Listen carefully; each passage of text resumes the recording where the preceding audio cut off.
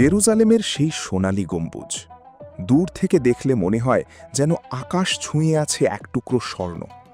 কিন্তু এই একটি ভবনকে ঘিরেই আবর্তিত হচ্ছে পৃথিবীর সবচেয়ে রক্তক্ষয়ী, সবচেয়ে সংবেদনশীল এবং সবচেয়ে রহস্যময় এক ভূ রাজনৈতিক সমীকরণ।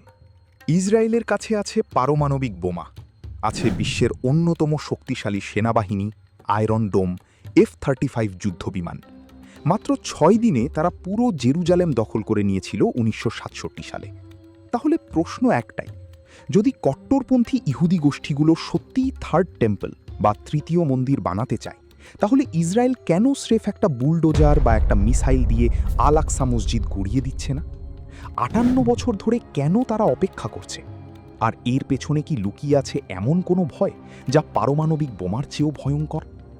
আজকের ভিডিওতে এমন 10টি গভীর কারণ জানব যা শুনে আপনার ভূ রাজনীতি সম্পর্কে ধারণাই বদলে যাবে। ভিডিও শেষ পর্যন্ত দেখুন, শেষে এমন একটি তথ্য আছে যা শুনলে আপনার গা শিউরে উঠবে।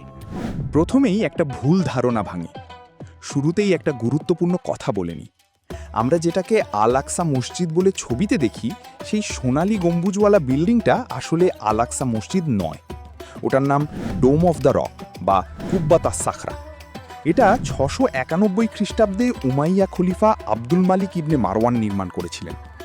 আর আসল আল আকসা মসজিদ, যেটাকে কিবলি মসজিদও বলা হয়, সেটা একটু দূরে, ধূসর কালো গম্বুজ বিশিষ্ট আরেকটি ভবন।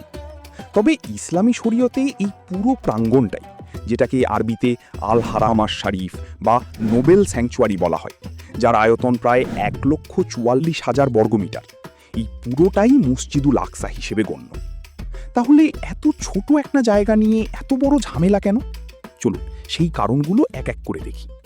কারণ 1, 1967 সালের সেই ঐতিহাসিক সিদ্ধান্ত। ফিরে যেতে হবে 1967 সালের 6 ডে ওয়ার বা 6 দিনের যুদ্ধে। ইসরায়েলি প্যারাট্রুপাররা যখন পুরো জেরুজালেম দখল করে, তখন ইসরায়েলি সৈন্যরা ডোম অফ দ্য রকের চূড়ায় ইসরায়েলি পতাকা উড়িয়ে দিয়েছিল। কিন্তু এই বিজয়ের মুহূর্তেই ঘটে এক অবিশ্বাস্য ঘটনা। তৎকালীন প্রতিরক্ষামন্ত্রী মোশে দায়ান সাথে সাথে নির্দেশ দিলেন, পতাকা নামাও। শুধু তাই না, তিনি সরাসরি আল আকসার চাবি তুলে দিলেন জর্ডানের ইসলামিক ওয়াকফ কর্তৃপক্ষের হাতে। দায়ান পরে লিখেছিলেন, জেরুজালেমে আমাদের যা করা উচিত নয় তা হলো ওমরের মসজিদের উপর ইসরায়েলি পতাকা ওড়ানো। দায়ান ছিলেন একজন সেকুলার কৌশলগত চিন্তাবিদ। তিনি বুঝেছিলেন সামরিকভাবে ভূমি দখল করা যায়, কিন্তু কোটি কোটি মানুষের ধর্মীয় বিশ্বাসে আঘাত করে সেই ভূমি ধরে রাখা অসম্ভব। আল আকসা ভাঙার মানে হবে পুরো মুসলিম বিশ্বের সাথে অন্তহীন এক যুদ্ধে জড়িয়ে পড়া। এই একই দূরদর্শী ভয় আজও ইসরায়েলি নীতি নির্ধারকদের তাড়িয়ে বেড়ায়। কারণ 2 বিলিয়ন মুসলমানের ঘুমন্ত আগ্নেয়গিরি। আল আকসা ইসলামের তৃতীয় পবিত্রতম স্থান। এটা মুসলিমদের প্রথম কিবলা ছিল মক্কার আগে। মুসলিমদের বিশ্বাস, এই জায়গা থেকেই হজরত মুহাম্মদ সাল্লাল্লাহু আলাইহি ওয়াসাল্লাম মিরাজে গিয়েছিলেন। ইসরায়েল হয়তো 50 লাখ ফিলিস্তিনির ওপর সামরিক আধিপত্য বজায় রাখতে পারে, কিন্তু ইন্দোনেশিয়া থেকে মরক্কো, পাকিস্তান থেকে নাইজেরিয়া, 200 কোটি মুসলিমের সম্মিলিত জনরোষ সামলানোর ক্ষমতা পৃথিবীর কোনো রাষ্ট্রের নেই। সমর বিশেষজ্ঞরা বলেন, আল আকসা ধ্বংস করা মানে হবে তৃতীয় বিশ্বযুদ্ধের স্টার্ট বোতামে চাপ দেওয়া। ইসরায়েলের চারপাশ থেকে যে জনস্রোত আছড়ে পড়বে তা সামলানো তাদের আয়রন ডোম বা পারমাণবিক বোমার পক্ষেও সম্ভব হবে না। কারণ 3, লাল গাভী রহস্য আর ইহুদিদের ভেতরের বিভাজন। এখানে একটা চমকপ্রদ বিষয় আছে যা শুনলে আপনি অবাক হবেন। ইহুদি ধর্মের প্রাচীন বিধান অনুযায়ী তৃতীয় মন্দির বানানোর আগে একটি সম্পূর্ণ নিখুঁত লাল গাভী বা রেড হেইফার বলি দিতে হবে। শুধু তাই না, সেই গাভীর শরীরে একটিও সাদা বা কালো লোম থাকতে পারবে না এবং তাকে কখনো ভার বহনের কাজে ব্যবহার করা হয়নি এমন হতে হবে। মজার ব্যাপার হলো, 2022 সালে আমেরিকার টেক্সাস থেকে কয়েকটি লাল গাভী ইসরায়েলে আনা হয়েছে, কিন্তু এতেও সমস্যা। খোদ ইহুদি ধর্মের প্রধান রাব্বিরা এখনও টেম্পল মাউন্টে প্রবেশের বিরোধী। কেন? কারণ ইহুদি ধর্মীয় বিধান হালাখা অনুযায়ী বর্তমানে কোনো ইহুদি সেই পবিত্রতার স্তরে নেই যা দিয়ে তারা হলি অফ হোলিস বা পবিত্রতম স্থানে প্রবেশ করতে পারে। তাদের বিশ্বাস, মানুষের হাতে নয়, স্বয়ং মাশিয়াহ বা মেসায়া এসে অলৌকিকভাবে তৃতীয় মন্দির বানাবেন। ফলে ইসরায়েলের ভেতরেই এক বিরাট ধর্মীয় গোষ্ঠী টেম্পল মাউন্টে কোনো পদক্ষেপের ঘোর বিরোধী। তাদের মতে অকাল কিছু করা মানে স্বয়ং ঈশ্বরের বিরুদ্ধে যাওয়া।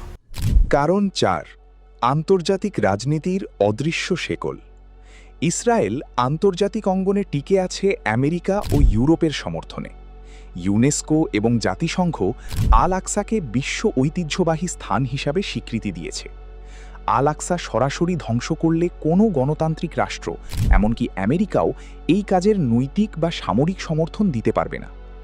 আরেকটা গুরুত্বপূর্ণ বিষয়, 1994 সালের জর্ডান ইসরায়েল শান্তি চুক্তি। এই চুক্তির প্রধান শর্তই হল জর্ডানের হাশেমাইট কাস্টোডিয়ানশিপ বা আল আকসার অভিভাবকত্ব। চুক্তি অনুযায়ী আল আকসা প্রাঙ্গণের প্রশাসনিক দায়িত্ব জর্ডানের ওয়াকফ কর্তৃপক্ষের।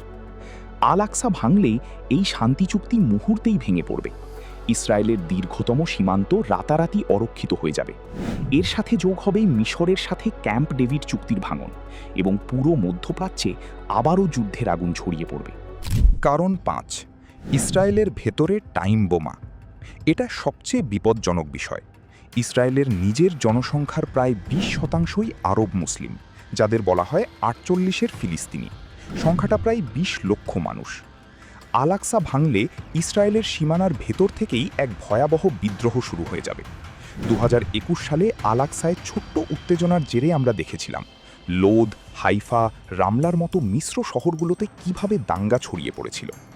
ইসরায়েলি গোয়েন্দা সংস্থা মোসাদ এবং শিন বেত খুব ভালো করেই জানে আল আকসা হলো সেই রেড লাইন যা পার হলে ইসরায়েল রাষ্ট্র হিসেবে ভেতর থেকে ভেঙে পড়তে পারে। বাইরের শত্রু সামলানোর আগেই ঘরের ভেতর গৃহযুদ্ধ শুরু হয়ে যাবে। কারণ 6, 1969 সালের সেই ভয়ঙ্কর রাত। ইতিহাস এখানে একটা বড় শিক্ষা দেয়। 1969 সালের 21 আগস্ট মাইকেল ডেনিস রোহান নামক এক অস্ট্রেলীয় খ্রিস্টান উগ্রপন্থী আল আকসা মসজিদে আগুন ধরিয়ে দিয়েছিলেন। সেই আগুনে সালাহুদ্দিন আইয়ুবির ঐতিহাসিক মিম্বার পুড়ে ছাই হয়ে যায়। এই একটি অগ্নিকাণ্ডের পর সারা মুসলিম বিশ্বে যে প্রতিক্রিয়া হয়েছিল তাতে গঠিত হয়েছিল অর্গানাইজেশন অফ ইসলামিক কোঅপারেশন বা ওআইসি, আজকের 57টি মুসলিম দেশের ঐক্যজোট। তৎকালীন ইসরায়েলি প্রধানমন্ত্রী গোল্ডা মেয়ার নিজেই বলেছিলেন সেই রাতে তিনি ঘুমাতে পারেননি। তিনি ভেবেছিলেন সকালে উঠে দেখবেন চারপাশ থেকে আরবরা ইসরায়েলকে গ্রাস করে ফেলেছে। একজন একা পাগলের লাগানো আগুনই যদি বিশ্বকে এতটা কাঁপিয়ে দিতে পারে, তাহলে রাষ্ট্রীয়ভাবে পুরো মসজিদ ধ্বংস করলে কি হবে তা ইসরায়েলি জেনারেলরা খুব ভালো করেই জানেন। কারণ 7, সালামি স্লাইসিং, নীরব ধ্বংসের কৌশল।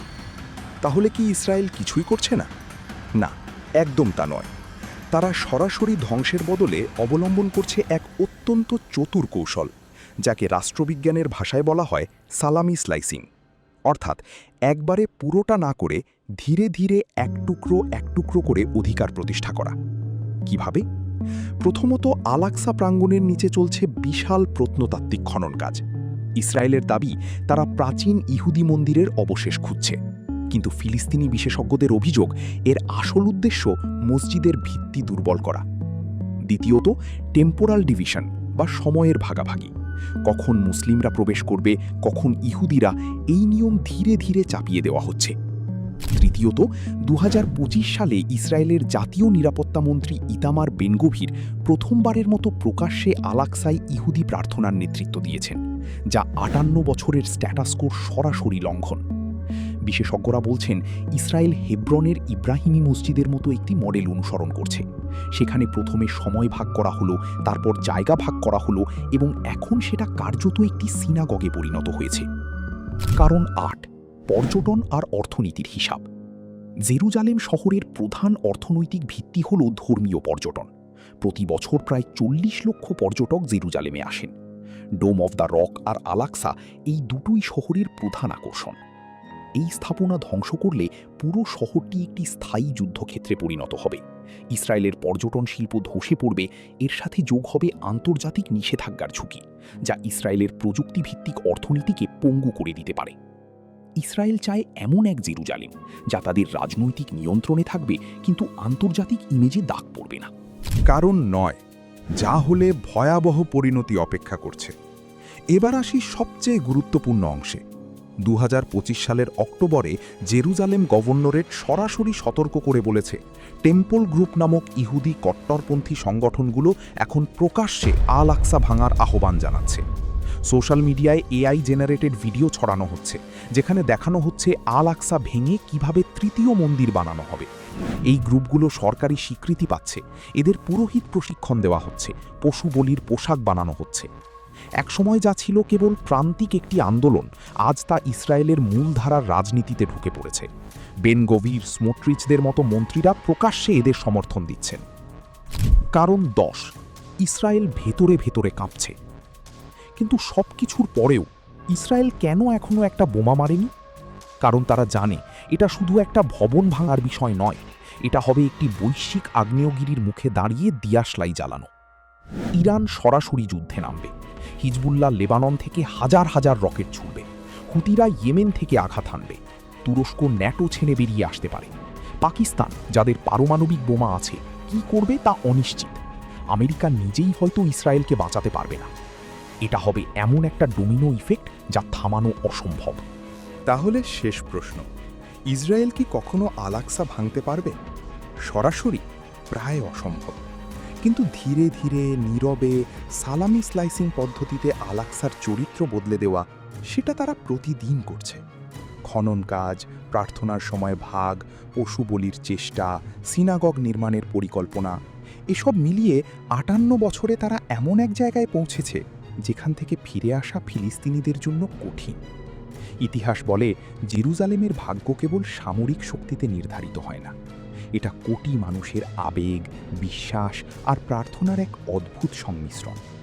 এই আবেগই আল আকসাকে আজও মিসাইল বা বুলডোজারের চেয়ে বেশি সুরক্ষা দিয়ে আসছে।